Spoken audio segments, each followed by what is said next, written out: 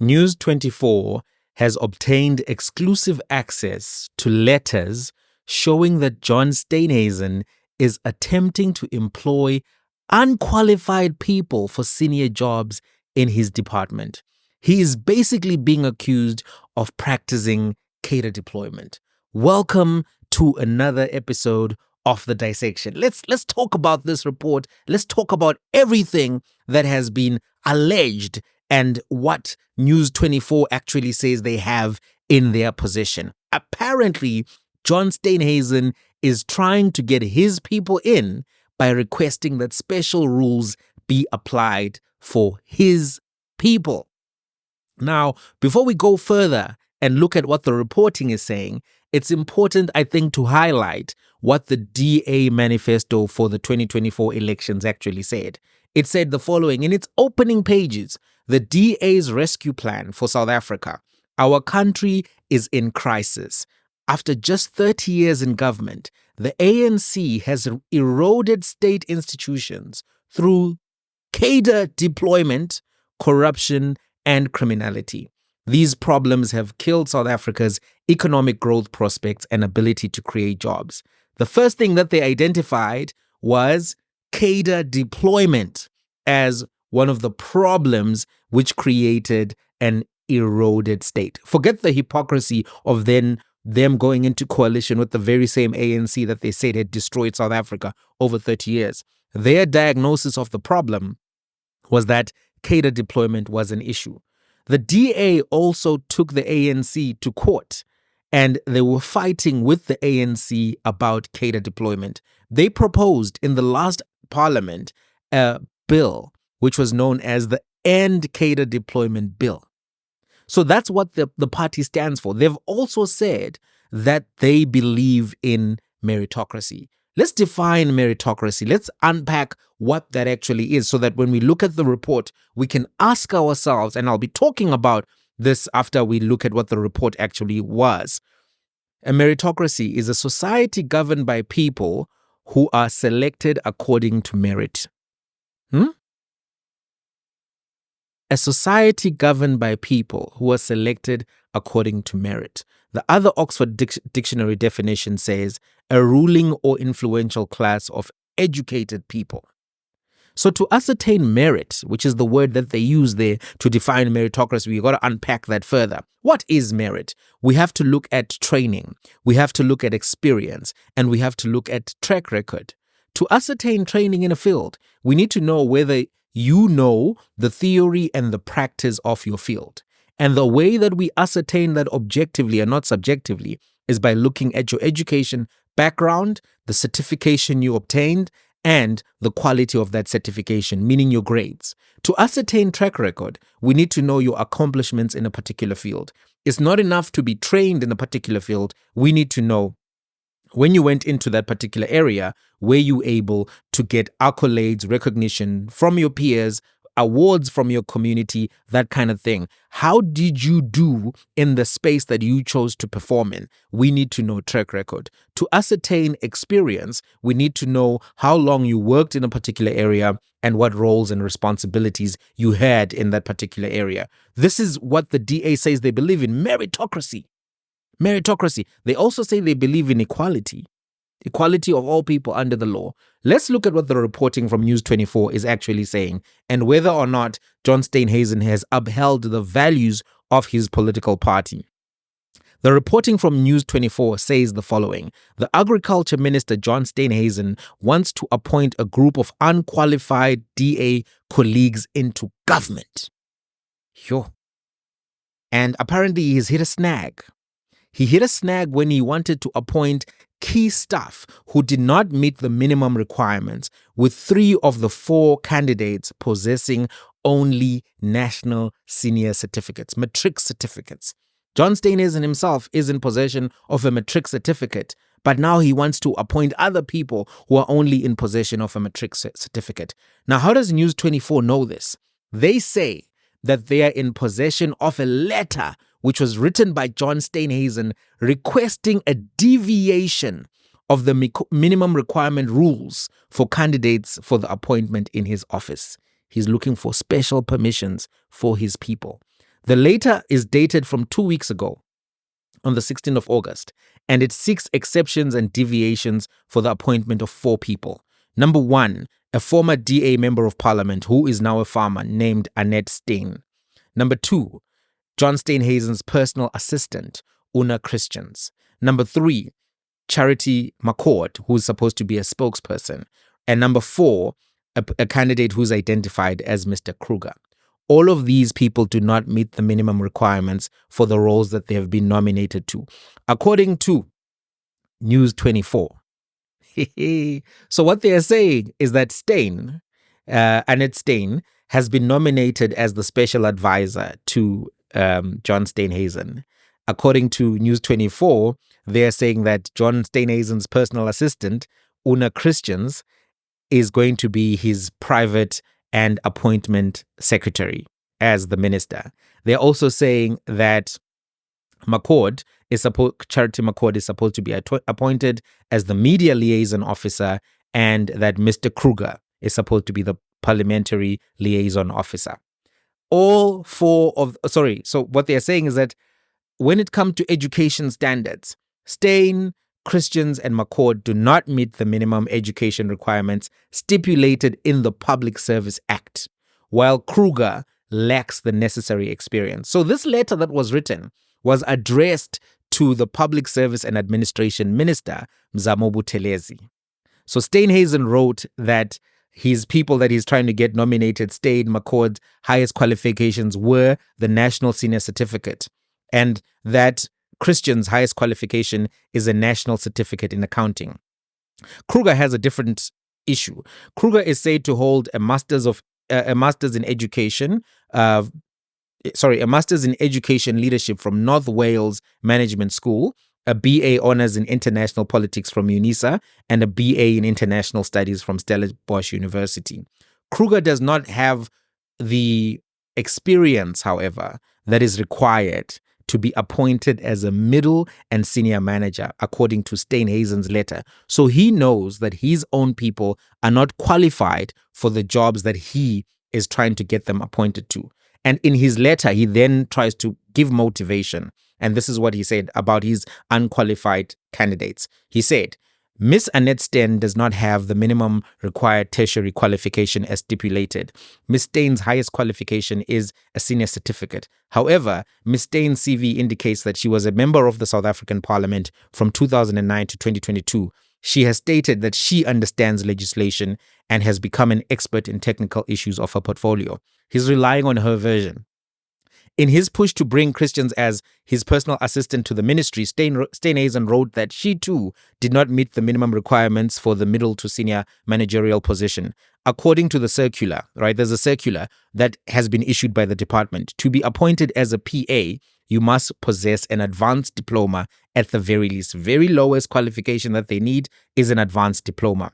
This is what he wrote about his PA, his former PA, who he wants to be his current PA. He wrote, Miss Christians does not meet the minimum required tertiary qualification as stipulated. Her highest qualification is a National Senior Certificate in Accounting. She is currently the PA of the DA leader himself since 2019 till present, and was PA to the Chief Whip from 2014 to 2019 himself again. Miss Christians has extensive experience as a PA for 10 years to himself, John Steenhuisen. He really wants this lady to continue to be his PA. Okay. All right. While Steenhuisen listed Kruger's qualifications from international institutions, he, however, flagged Kruger's CV as indicating that he did not have the required experience for the role. While motivating McCord, Steenhuisen wrote that although boasting years of experience in broadcasting and media, her situation was similar to her other colleagues, as Ms. C.O. McCord does not have a minimum required tertiary qualification as stipulated above. Ms. McCord's highest qualification is also a senior certificate. She's currently the media relations officer to the federal leaders in the Democratic Alliance. She was the provincial Gauteng communication manager from 2017 to 2021. And in 2010 to 2015, the Greater Taung Local Municipality Communication, Marketing and Events Manager. Further to the above, Ms. McCord has occupied a position of news producer and presenter at SABC International during the period of 2009 to 2010. His letter continues, in light of the above, the Minister for Public Service and Administration is requested to allow the Department of Agriculture to deviate from the minimum appointment requirement for the above positions in the office of the Minister of Agriculture, Mr. J.H. Steenhuisen. News 24 says that they don't know if these appointments have been approved yet, but they understand that one has actually been stalled, and that is his appointment of Annette Steyn, as special advisor, because it has obviously emerged that she doesn't have the qualifications. And News 24 got the circular from the department's Director General, Yoliswa Makasi, who wrote to ministers, premiers, and administrations stating that special advisors must have at least a postgraduate diploma. Yo, this thing is getting hot. So the Director General has actually told everyone what is required for people to get in, right? And we need to now look at that particular side of the story, right? What is the circular saying? Let me see. Let me go to the circular story, part of the story. Right. The circular, seen by News 24, stated that appointments of special advisors might only be effected once all processes are complete, including the approval of compensation, Buthelezi, security vetting and verification of qualifications, citizenship, criminal records, and financial records. In the circular, this is what was said, which was sent in July. This is what Makasi said, the Director General. To ensure the realization of the professionalization agenda, it is paramount to ensure that special advisors have the necessary level of expertise, competencies, qualifications, skills, and experience. She said this included experience related to the portfolio or functions of the relevant executive authority and any international relations experience. According to Makasi, they sought to maximize resources and to augment existing capacity in the state to avoid duplication of expertise already available in each department. The government has been pushing for the professionalization of the state, which some have described as just a buzzword which is being used by ministers. The role of special advisors is mainly to advise political principals on the exercise of their powers and duties and the development of policy towards relevant department objectives. We're going to talk about this a little bit later and why that's important. Makasi said a recent review of appointments and remuneration of special advisors revealed trends, including the appointment of advisors before the approval by Buthelezi, leading to special advisors who did not have the relevant knowledge and experience failing to perform their duties reasonably. And in some instances, special advisors interfered with the department operations, even issuing instructions to accounting officers that relates to money and officials creating accountability and administrative difficulties. As such, Makasi wrote in that circular that was what News 24 has. As such, Makasi wrote that special advisors must undergo suitability checks and have their qualifications, criminal records, and citizenship verified. Ministers are also limited to 2 special advisors whose contracts are limited to their term in office. The remuneration of special advisors is also closely linked to their level of education, experience, and stature of the expected advisors.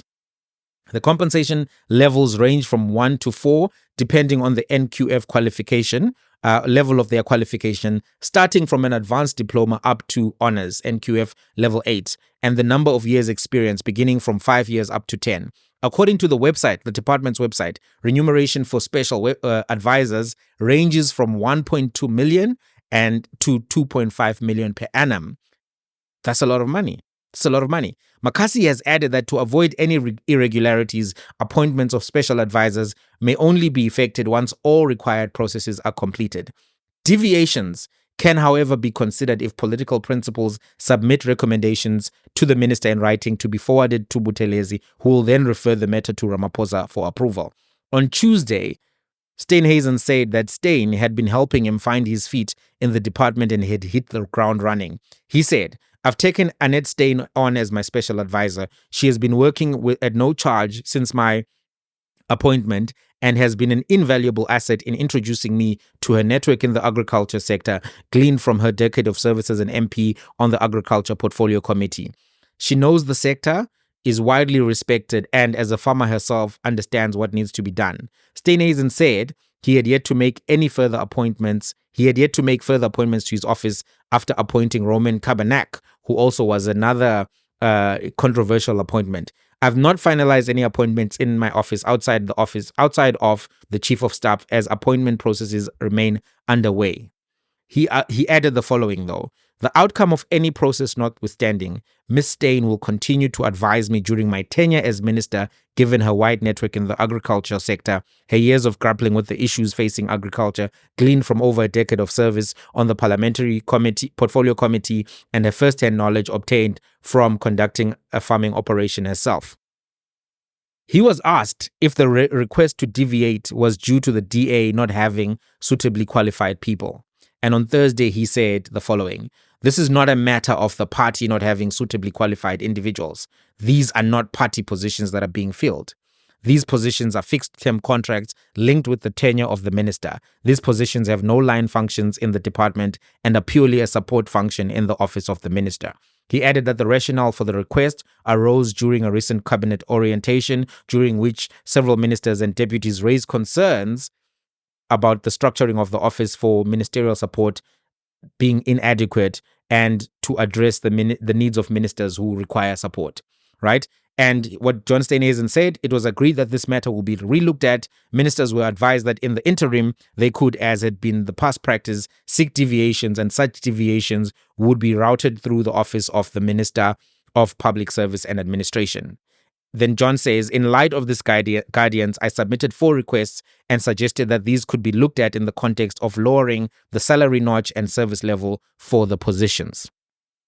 The letter, right, to Buthelezi, apparently, according to News 24, does not address this issue of lowering of salary levels. It doesn't address that. It doesn't address that. They asked John Steenhuisen on the state's professionalization agenda, and he said that he subscribed to the quest to professionalize the state. This is what he said. The implication of your question is that these individuals are not professionals. Nothing could be further from the truth. And then he repeated the candidate's skills. He said that regardless of the outcome of the deviation process, however, Steyn would remain as a special advisor. He's insisting on that. He added that he had been informed of a number of requests for deviations by other ministers and deputy ministers that had been received by Buthelezi and were being processed. I'll await and respect the decision of Minister Buthelezi in this matter. News 24 attempted to reach Steyn, unsuccessful, and on Wednesday, Buthelezi said he had yet to receive any requests from Steenhuisen to deviate from the minimum requirements. What Minister Buthelezi said is that this has not landed on my desk. It is probably going through our protocols and processes, but I can assure you that we will be very strict because as a department, we are serious about professionalization. Yeah, it looks like they're not going to say yes to his appointments. So here are my thoughts. I want to make 5 comments on this story. Number 1, qualifications matter. We should not normalize this idea that you can freestyle any profession. I think that's a dangerous norm to have. I think that in addition, government departments deal with large budgets, large staff contingents, and have large responsibilities which affect the people. And when you have high levels of poverty, inequality, crime, disease burden, you name it, it's important that you have the best people at every level in every place so that those issues can be dealt with. As a result, it's dangerous to normalize freestyling in government departments, considering the scale of the problems, the scale of the responsibilities. I want to give you an example about how a change in leadership recently dramatically affected every South African's life. The former CEO of Eskom, Andre de Ruyter, did not have engineering qualifications. He was a lawyer by profession, and then he got into corporate South Africa. One of the companies that he led, Nampak, actually had underperformed, and he left that company after he had actually been CEO while the company's stock price was going into free fall. Then he went to Eskom. what we saw under him was increased levels of load shedding, and really the crisis at Eskom reaching its worst ever position in the history of the load shedding crisis. He dramatically left, wrote a book, etc., etc. He was replaced. There's been a change of leadership in Eskom, and now you have a lot of engineers who are participating in the leadership of Eskom. And that change in leadership and appointment of engineers has led to a reduction in load shedding across the country. In fact, for the last, I think, five months or so, there's been no load shedding in South Africa. That is the difference in qualifications. You put a lawyer to run Eskom, there will be load shedding. You put engineers to run Eskom, put a minister of electricity who understands engineering to run Eskom, there will be reduced load shedding. This is what has happened. So qualifications matter, and we should not normalize this idea that you can freestyle any profession. That's the first comment I want to make. The second one is that the Democratic Alliance leader is seemingly hypocritical because the DA has said that they want to fight cadre deployment, but now he is using cadre deployment to put your personal PA who's been working with you since 2014 and want to put her in the Ministry of Agriculture even though she doesn't have the qualifications. That's your cadre. You're deploying a cadre. Right? The DA said that in their own words that they want meritocracy. They don't want cadre deployment. And that means getting the best no matter where they are from. But it seems that John only wants to appoint his friends and the people that he's close to or the people whose ideologies and ideas he agrees with, which is part of the reason why people were also questioning the appointment of this Roman Cabernac character earlier this week.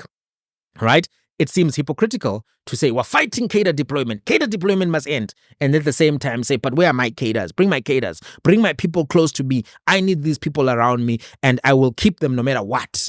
That's hypocritical. That's antithetical to your own thing. Number 3, requests for exemptions and deviations is another form of hypocrisy from the Democratic Alliance. The Democratic Alliance says that one of their values, key value, is a principle of equality, that everyone is equal and everyone should be treated the same. The principle of equality is another principle that seems to be violated here. If you want equal treatment for everyone, you cannot at the same time say that I want equal treatment for everyone except for my people because there are special exemptions for my people. You need to understand that my people don't have the education, the training, the skills that you may need, but can we not do something for my people? How is that different from anybody else? How is that different from anybody else? Doing this, asking for special treatment, asking for special application of rules for your people is a deviation from your values and is the antithesis of equality. You see, the DA has basically said that these other parties are corrupt. They don't stand for their values. They don't stand for principles. We are the good party. We are the party that stands on principles. As such, they must be held to that standard, even if other ministers are doing the same thing. Aren't you the Democratic Alliance that believes in equality, believes that cadre deployment is wrong, that said in your manifesto that the problems in South Africa are as a result of cadre deployment? Fourth comment I want to make. News 24 seems to be turning on John Steenhuisen. They have published 2 articles this week that are critical of him.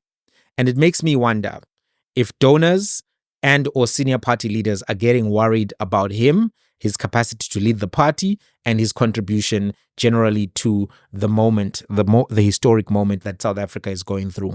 Otherwise, this kind of stories would have showed up in IOL. The fact that they're showing up in a publication owned by a company that donated to the DA and the ANC makes me think that, editorially, there are some concerns about him by the publication, especially now that he's actually in charge of a ministry and in this coalition government. My 5th comment is the following. When John Steenhuisen got the job of Minister of Agriculture, I raised a concern about his experience in the space. He says, I grew up on a farm, but growing up on a farm doesn't mean you know anything about farming. You know what I mean? I have an uncle who's an electrician. I don't know the first thing about being an electrician, even though I've known him for years and, he's a loving figure in my life. I don't know anything about electricity. I don't even know anything outside of what I learned in physics. I did learn some stuff in physics because I did physics in high school and university, but I don't know anything from my uncle. My point is, just because you were raised on a farm, it doesn't mean you know anything about farming. You may, but it's not a guarantee, right? Living in a tree does not make you a bird, I think is what people like to say. It seems to me that he is relying on his special advisor, Annette Steyn, and that she is the one who has the experience, the expertise. She's the one who was in the portfolio committees. She's the one who then went into a career in farming. I have a question around the ethics of somebody being very close to the farming community and then emerging with a farm. There's something there as well that I think we need to ask questions about. That's the same as if let's say you have a member of parliament called Julius Malema who sits on the communications,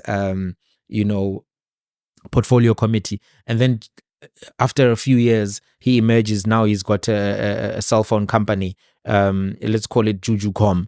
You would be worried about Jujucom as a company because this guy was just serving in parliament. Is this a reward for him not, pushing for certain laws, etc., etc.? But that's a side conversation, right? But it seems that she's the one who has the experience and the expertise, right? It seems like he's relying on the special advisor and he's not going to get rid of her. Maybe because the farming community has said, we want to deal with Annette Steyn. That's our person. That's who we know. We want her in this particular thing. And this is going to be the person that we are going to tell our interests and lobby directly to. So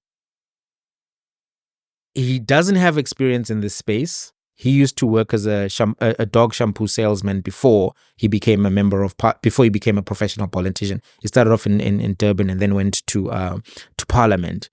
So she has extensive experience in this particular space. Okay? Now, where am I going with this particular point? If you have an asymmetry, I want you to listen to me carefully because I think this is important. If you have an asymmetry between the advisor and the recipient of the advice, that can create problems. It can create problems. Why? Because as the person who's being advised, you will do anything the advisor says because they are more educated than you and they are more experienced than you in that particular space. This can create a risk. It can create a risk of the advisor running the ministry via proxy because you, the advised, are the proxy. And without the accountability that is required, the minister who is handling large budgets, who is basically the head of that particular department, has to respond to Parliament, has to respond to the cabinet. But the advisor doesn't have to go to any of those meetings. Who holds the advisor accountable? Whose interest does the advisor represent?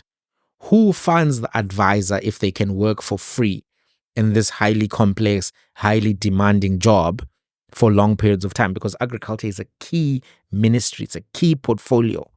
The agricultural sector employs close to 1 million people. Its contribution to the GDP is significant. Agriculture, agri-processing, these are big industries. And we know that there are big wine farms in Stellenbosch, people like Rupert who are involved in the alcohol business through their companies such as Distel and others, right? The wine industry is basically located in Stellenbosch and funds a lot of DA politics. Is this minister's advisor linked with any of the wine farmers? How do we know? Who is she reporting to? That's a dangerous thing. When everybody needs advisors, they're helpful, they're useful. That's why they are actually allowed for. But there are questions that can be raised about an advisor. Serious questions. Because if you don't know anything about your portfolio and the advisor knows everything, are you really going to be capable to even rebut that advisor? How does it work? So those are my thoughts. That's my final comment on this story. What do you guys think? Do you think that this is a case of, cadre deployment? Do you think that John is entitled to appoint these people as long as he gets his deviations approved? What do you think about all of this and all of these appointment controversies that are now surrounding John Steenhuisen. Let's have a conversation. If you haven't subscribed, please subscribe. It helps people to find the channel. Thank you for watching all the way to the end. Till the next one.